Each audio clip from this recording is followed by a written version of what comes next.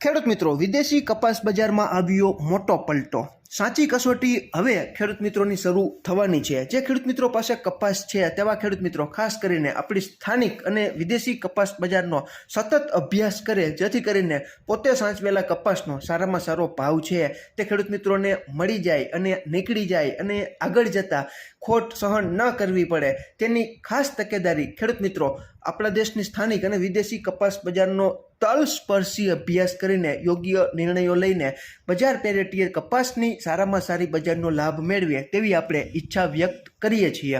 હવે ખેડૂત મિત્રો, વિદેશી કપાસ બજારમાં મોટો પલટો શું આવ્યો છે કે થોડા દિવસો પહેલાં અમેરિકામાં અતિ ભારે વરસાદની આગાહી થઈ હતી અને આર્થર નામનું વાવાઝોડું મોટું નુકસાન અમેરિકામાં કરે તેવી શક્યતાઓ સેવાતી હતી. પરંતુ અત્યારે એવું જાણવા મળી રહ્યું છે કે અમેરિકામાં આર્થર નામનું વાવાઝોડું છે તે શમી ગયું છે, ટૂંકમાં વિખેરાઈ ગયું છે. એટલે નુકસાનીનો જે ભય હતો તે ઘણો બધો હળવો થઈ ગયો છે, ટળી ગયો છે. માત્ર અમેરિકાના લુસિયાનામાં જ 29થી 31 ઇંચ વરસાદ પડતા ત્યાં કદાચ થોડું નુકસાન થયું હોય તેવું આપણને જાણવા મળી રહ્યું છે. બાકી અમેરિકામાં આર્થર નામના વાવાઝોડું છે તે શમી ગયું છે, જેની અસરે એકમાત્ર લુસિયાનામાં જ ભારે વરસાદ છે તે પડ્યો છે. બાકીના વિસ્તારોમાં ઓછો વરસાદ પડ્યો છે. કપાસના ઊભા પાકને થોડું જ નુકસાન થયું છે, પણ કોઈ મોટું નુકસાન થયું નથી તેવું અત્યારે આપણને જાણવા મળી રહ્યું છે. અમેરિકામાં આર્થર નામનું વાવાઝોડું શમી જતાં ટેક્સાસ, મિસિસિપી, લુસિયાના, આલ્બામા, જ્યોર્જિયા, ફ્લોરિડામાં કપાસના ઊભા પાક પરનું નુકસાન છે તે ટળી ગયું છે. આર્થર નામના વાવાઝોડાની અસરે છેલ્લા 2 દિવસમાં જ ટેક્સાસમાં 4થી 10 ઇંચ, લુસિયાનાના કેટલાક વિસ્તારમાં 29થી 31 ઇંચ, મિસિસિપીમાં 4થી 8 ઇંચ, અલ્બામામાં 4થી 8 ઇંચ, જ્યોર્જિયા અને ફ્લોરિડામાં 3થી 8 ઇંચ જેટલો વરસાદ પડ્યો છે તેવી માહિતી છે તે આપણને જાણવા મળી રહી છે. અમેરિકામાં કપાસના કુલ વિસ્તારમાંથી ટેક્સાસ રાજ્યમાં જ 43થી 45% કપાસનું વાવેતર છે તે દર વર્ષે થાય છે.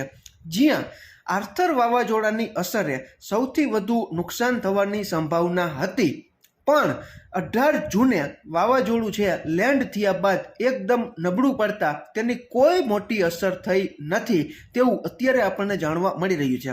ટેક્સાસના દક્ષિણ વિસ્તારમાં ક્યાંક 8થી 10 ઇંચ વરસાદ છે તે થયો છે, તેનાથી કોઈ નુકસાન થયું નથી. ઉલટું કેટલાક વિસ્તારમાં કપાસના ઊભા પાકને પાણીની જરૂરિયાત હતી તે મળી જતાં કપાસના પાકને ફાયદો થયો છે તેવું પણ આપણને જાણવા મળી રહ્યું છે. લુસિયાનામાં વધારે પ્રમાણમાં વરસાદ થયો, 29થી 31 ઇંચ. કેટલાક ખેતરોમાં ત્યાં પાણી ભરાયા છે. કપાસના ઊભા પાકમાં રોગનું પ્રમાણ વધવાનો ભય હતો, પણ અમેરિકાના કુલ કપાસના વાવેતરમાંથી લુસિયાનામાં માત્ર 1.2% જેટલું જ કપાસનું વાવેતર થતું હોય લુસિયાનાના નુકસાનીની કોઈ મોટી અસર નથી તેવું જાણવા મળી રહ્યું છે. જ્યોર્જિયા અને મિસિસિપીમાં કપાસનું વાવેતર છે તે વધુ થાય છે. અમેરિકાના કુલ વાવેતરમાંથી જ્યોર્જિયામાં 9.3% વાવેતર થાય છે, મિસિસિપીમાં 3.1% વાવેતર થાય છે. આ બંને વિસ્તારમાં મધ્યમ વરસાદ પડ્યો છે, એટલે ખાસ કરીને કપાસના ઊભા પાકનો વિકાસ છે તે મોડો પડવાની સંભાવના છે અને રોગનું પ્રમાણ અમુક વિસ્તારોમાં વધી શકે છે તેવી શક્યતાઓ છે તે જણાઈ રહી છે. ઓવરઓલ આપણે કહીએ તો આર્થર નામના વાવાઝોડાના આરંભે જે મોટી નુકસાનીનો ભય હતો તેવું મોટું નુકસાન થયું નથી. જે ખેડૂત મિત્રો તમે જાણીને ન્યૂયોર્ક કોટન વાયદામાં આની કેવી અસર થશે તે જેમ જેમ સમય વીતતો જશે તેમ તેમ આપણને ખ્યાલ આવતો જશે.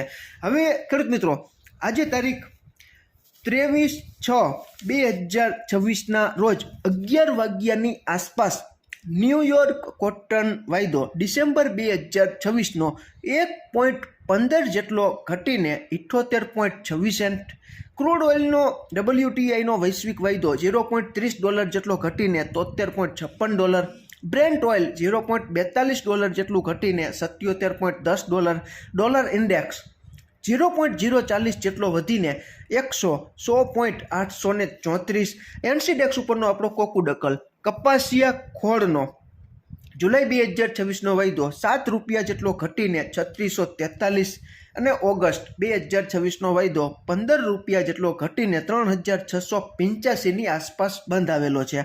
ખેડૂત મિત્રો, તમે જોઈ શકો છો કે આર્થર નામનું વાવાઝોડું અમેરિકામાં સમી જતા તેની સીધી જ અસર છે તે આજે જ ન્યૂયોર્ક કોટન વાયદામાં ડિસેમ્બર મહિનાનો જે વાયદો ચાલી રહ્યો છે તેમાં 1.15 સેન્ટ જેટલો ઘટાડો થઈને 78.26 સેન્ટની આસપાસ ચાલી રહ્યો છે. તમે કલ્પના કરી શકો છો કે જે દેશમાં સારો વરસાદ થઈ જાય એટલે ઉત્પાદન સારું આવે અને ઉત્પાદનના અંદાજ ઊંચા આવવાથી રોકાણકારો છે તે પોતાની જે મંદીની તેજીની પોઝિશનમાં હોય તે કાપવા લાગે. અને આપણને ખબર જ છે કે કોઈ પણ જણસી હોય, કપાસ નહીં, ગમે એ પાક હોય, તેના સારા ઉત્પાદનના અંદાજ અને આંકડા મુકાઈ જાય એટલે વાયદા છે તે સડસડાટ ઘટવા માંડે, કારણ કે રોકાણકારો છે તેમાંથી નીકળવા લાગે માલ વેચીને. એટલે એકદમ મોટી વેચવાલી આવે અને બજાર છે તે વાયદા બજાર ઘટે એટલે હાજર બજારને પણ ધક્કો લગાડીને બજાર છે જે રિકવરી પ્રાપ્ત કરી હોય તે ફરી પાછી સડસડાટ ઘટવા માંડે.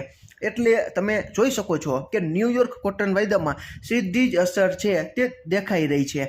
હવે ખેડૂત મિત્રો, આપણી શંકર રૂની ખાંડીનો ગાંસડીનો ભાવ 63,300થી 63,700, કપાસિયાના 20 કિલોના ભાવ 900થી 950, કપાસિયા વોશ 10-20 રૂપિયા વધીને 1480થી 1485 અને કપાસિયા ખોળ 60 કિલોની ભરતીવાળી બ્રાન્ડ ગુણી આવે છે તેનો ભાવ 2450થી 2650ની આસપાસ ચાલી રહ્યો છે.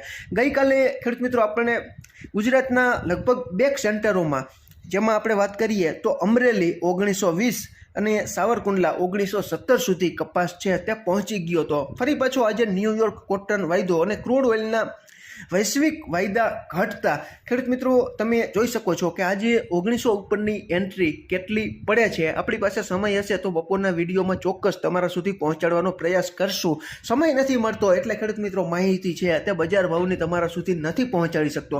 અત્યારે માંડ આટલો સમય કાઢીને એકાદ વિડીયો એક દિવસનો મૂકી દઈ, જેથી કરીને તમને સ્થાનિક કપાસ બજાર અને વૈશ્વિક કપાસ બજારને હલચલ કરતા કયા કારણો કપાસ બજારને દબાવી રહ્યા છે તેનો આછો પાતળો ખ્યાલ છે તે મળી જાય.